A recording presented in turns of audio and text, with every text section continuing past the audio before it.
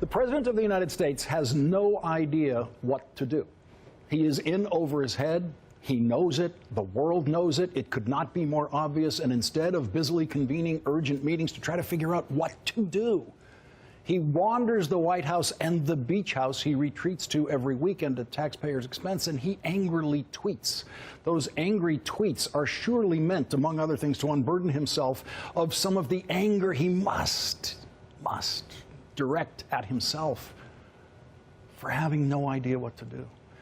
In their first meeting in November, President Obama told President-elect Trump that the most urgent and dangerous issue he would face on the first day of his presidency would be the North Korean nuclear and missile programs. In his presidency so far, Donald Trump has spent more minutes tweeting than he has spent on the North Korean crisis. And last night, it happened again. North Korea has once again tested the United States' tolerance for its developing weapons program. North Korea challenged the United States, and the President of the United States has said nothing, because he has absolutely no idea what to say. So North Korea has nukes. Japan has a problem with that. I mean, they have a big problem with it. Maybe they would, in fact, be better off if they defend themselves from North Korea. Maybe we would be better off, including with nukes. Yes, including with nukes. The most ignorant presidential candidate in history, who has now become the most ignorant president in history. That's what he had to say as a candidate. Tonight, NBC News has learned the United States has begun shipping a controversial anti-missile system to South Korea. According to U.S. officials, the system, called THAAD, which stands for Terminal High Altitude Area Defense, is an anti-missile system designed to counter a threat like that from North Korea. President Obama had previously indicated to South Korea that the United States might deliver the THAAD system to South Korea, something he no doubt mentioned to Donald Trump when he was explaining the North Korea issue to him. The Japanese Prime Minister had a phone conversation with Donald Trump today about North Korea's latest provocation, and we only know this because the Japanese Prime Minister has told us the President of the United States still has not said one word about this conversation.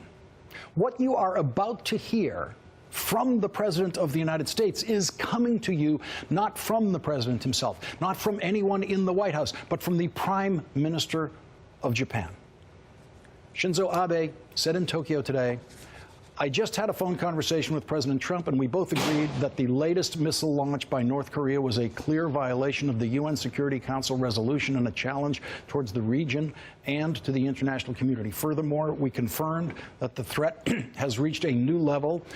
And from President Trump, the president said that the United States is with Japan 100%, and he asked that I share this remark with the Japanese public. He also added that he wanted us to believe in him and in the United States 100%. No one in Japan believes in Donald Trump 100%. No one in the United States believes in Donald Trump 100%. There is plenty of evidence that no one in his family believes in Donald Trump 100%. How could anyone in Japan believe in Donald Trump even 1% after he expressed his admiration for someone who he says is a maniac, but someone to whom Trump believes he has to give credit? Because, like so many homicidal dictators before him, he figured out how to maintain a hereditary dictatorship. If you look at North Korea, this guy, he's like a maniac, okay? And you got to give him credit. How many young guys, he was like 26 or 25 when his father died, take over these tough generals, and all of a sudden, you know, it's pretty amazing when you think of it. He goes in, he takes over, and he's the boss. It's incredible. Yeah, how many young guys take over the father's business, become the boss? Donald Trump does love bosses, and to listen to him, it sounds like the more people the boss kills in Russia or North Korea, the more the boss impresses Donald Trump. Donald Trump has no idea what to do, and so he tweets. The press corps that was so convinced that Donald Trump had become presidential on Tuesday night because he spent an hour sluggishly and oh so obviously reading a teleprompter filled with words that were not his own, that same press corps that so embarrassingly fell for that performance Tuesday night was shocked. I mean, just shocked that Donald Trump woke up Saturday morning and started tweeting sheer madness. Didn't they know Donald Trump was going to do that to them?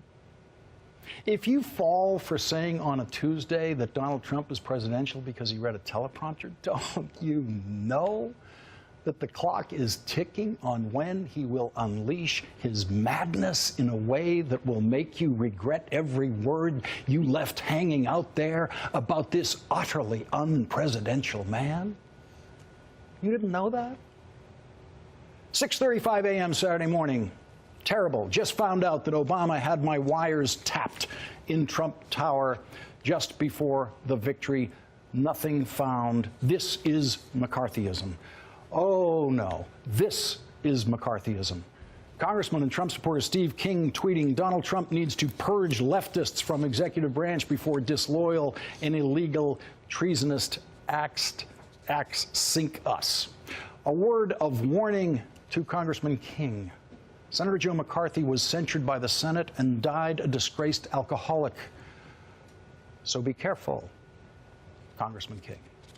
What Donald Trump described in his tweet Saturday morning was not McCarthyism, it was a nightmare. I mean, literally a nightmare that a 70-year-old man had in the middle of the night as the pressures of his job sink him deeper and deeper into an angry realization that he does not know what to do.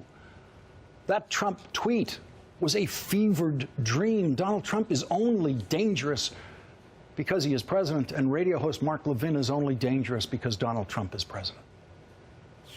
We have a prior administration, Barack Obama and his surrogates, who were supporting Hillary Clinton and their party, the Democrat Party, who were using the instrumentalities of the federal government, intelligence activities, to surveil members of the Trump campaign.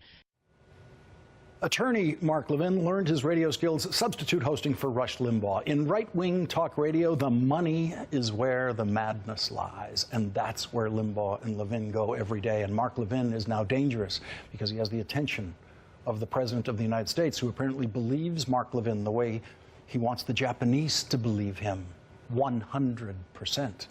The president doesn't believe the FBI. The president doesn't believe the intelligence professionals in the United States government. The most dangerous president in history, the most dangerous elected leader in the world, has now come full circle in his political career all the way back to where he began.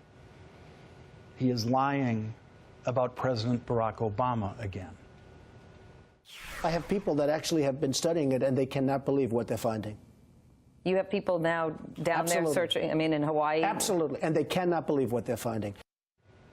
Donald Trump got away with that lie and learned everything he needed to know about the political media in the process, how soft they can be in interviews, how he could exploit their politeness by talking over them, by talking fast. He knew all he had to do was fill up the interview space with words, and at the end of the allotted minutes, he could leave unscathed. And so he did it for years, and not one Trump interviewer ever shut him down on the president's birth certificate. Then the most obvious lie told in American politics, as long as anyone could remember. He got away with it. And when Trump said he didn't want to talk about it anymore, his interviewers obeyed. They had to obey to get the next Trump interview, which was the objective of every Trump interview, to book Donald Trump again, to get the next Trump interview, to keep those ratings up. Where was the political news media's shock over Donald Trump's first lie about President Obama, which they steadfastly refused to call a lie, while we called it a lie here on this program every time he said it? Better late than never. There may be no other sanity-preserving way to look at the news media's 2017 reaction to Donald Trump's lies, now that he's president. Those of us who made the mistake of believing the American news media was designed to prevent a pathological liar from becoming president have watched with mixed feelings as so many reporters and commentators have finally risen in resistance to the lies of Donald Trump, now that he is president. Better late than never.